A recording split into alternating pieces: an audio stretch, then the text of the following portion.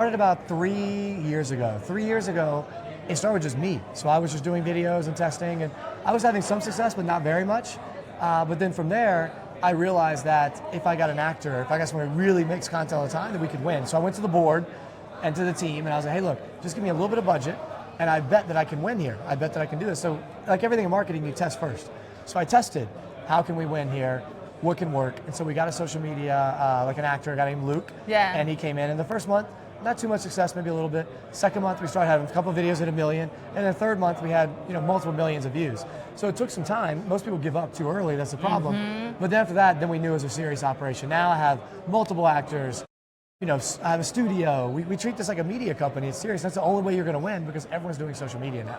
Everyone sees the importance, so it's war. If you really want to win, you got to treat it serious. And you have to be consistent, right? You have to be consistent. Like consistent and non-stop showing up. Basically. Study the data, pay attention, adapt. How has the landscape changed so far? Because now we have so much AI slop. We have people who are like think that, oh, I'm now a marketeer. I don't need any more like pros, expert opinions, and I can do it within the company because of the agent. But we clearly see this big mess with the way content reaches us, the way content is being created. So what would be your take on that? Yeah, I mean, if you listen to what people are saying online, then you would believe that AI can do all your social media, right? It can do all your content. It's just not the case. I use AI for a lot of things. I use AI to give me morning briefs, to do research, for work, but I don't necessarily use it for our content. It's not a big part of our strategy. I believe in humans. I believe in human writing. I believe in human acting.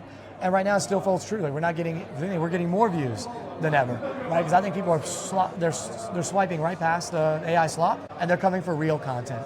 Like they want to feel real human content from phones, like what we're doing right now. This is what people want.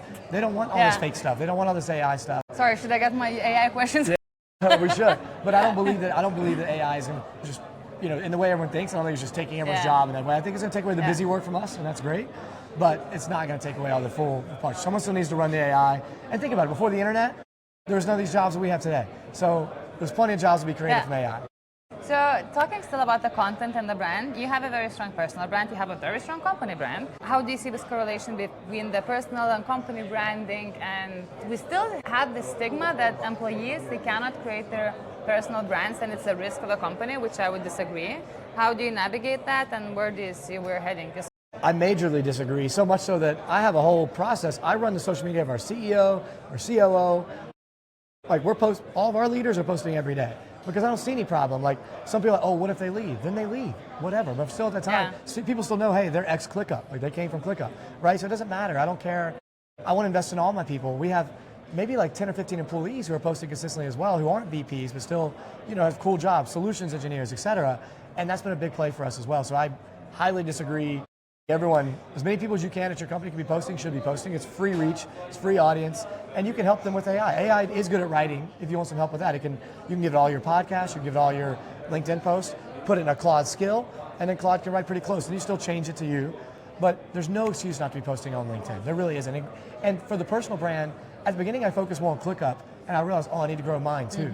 So I'm catching up. ClickUp's brand is bigger than mine, so now I'm catching up by speaking about what I do. All I do is share what I'm working on, and people love that. Yeah, that's so cool. I think sharing is caring all the time. Yeah, and it's more about trust and not trying to see everyone like as enemies or competitors. No. That's what I never get. I don't do any of that. Why would you we're all doing our own thing, be nice and create stuff, right? Yeah. And whoa, let's wait for a moment. No worries, guys, chill. It's okay. I'm just trying. So, talking about establishing such a successful company, right? You were bootstrapping at the beginning. It's to quite some high levels of valuations, like what we spoke, like it was 17 million? Yeah, we got to around, I think it was 15, 17 mil. 17 mil. ARR with just bootstrapped. And then we raised, David Sachs as our first investor. He found us early, and he did our Series A, and that was 35 million, and our Series B was 100 million, and Series C was 400 million with A16Z and a couple others. So it's been a good run. Now we're trying to go public. That's the goal. It's a great goal. It's a great goal. To me, it's the biggest one, right? It's the hardest one too. Yeah,